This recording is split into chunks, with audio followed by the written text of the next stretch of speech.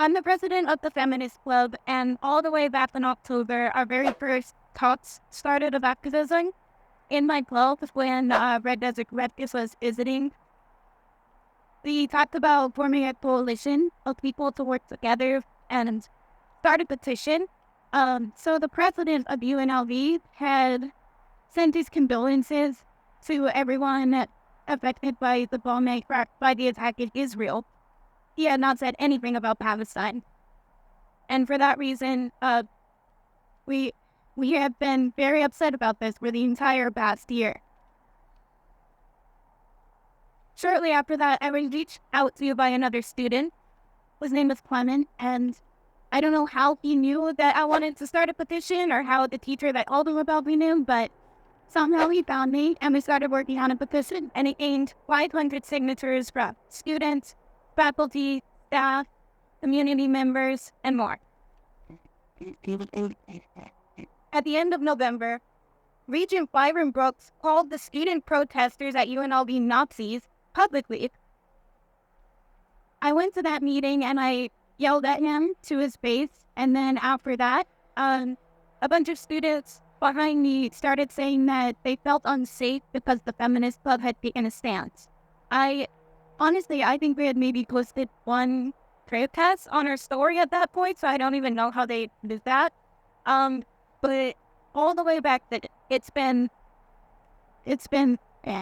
really hard to deal with.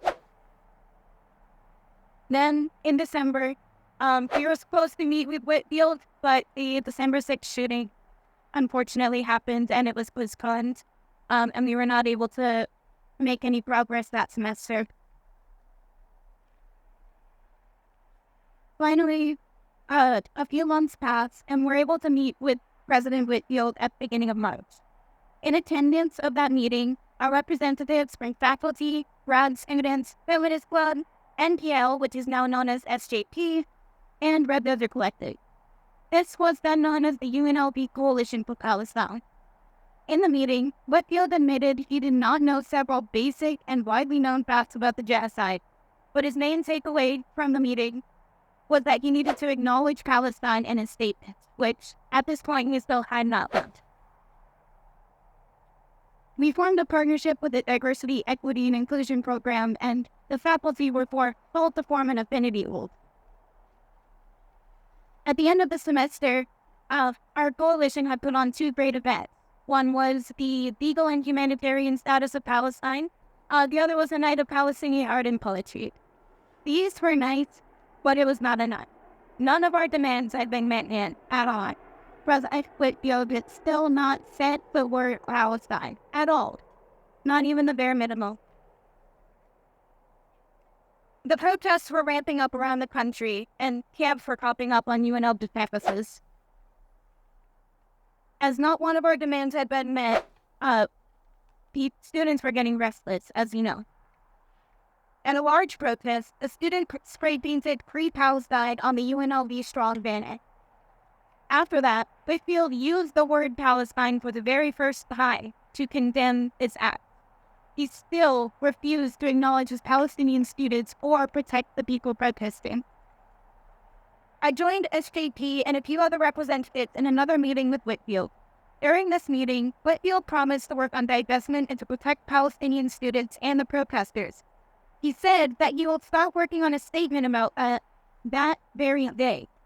He said this to my face.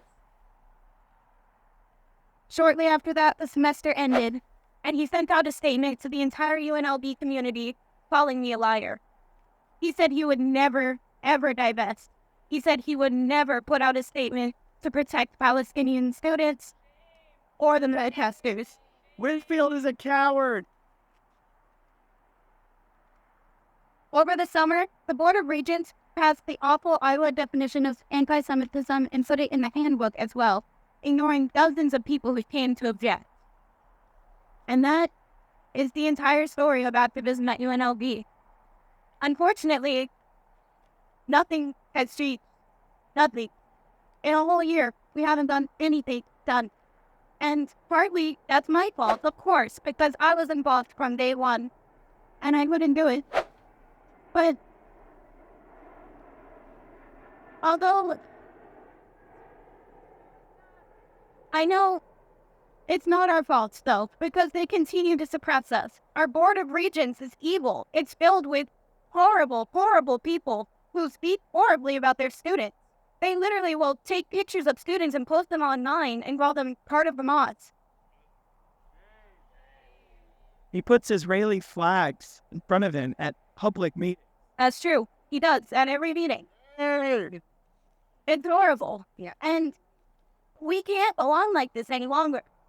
A whole year where nothing got done. We have to organize. It's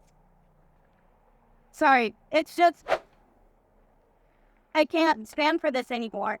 And me personally, I've said this many times, but I don't know how many more protests, marches, and vigils I can take. We have to get organized. Look how many of us there are right here. We can make change if we all work together.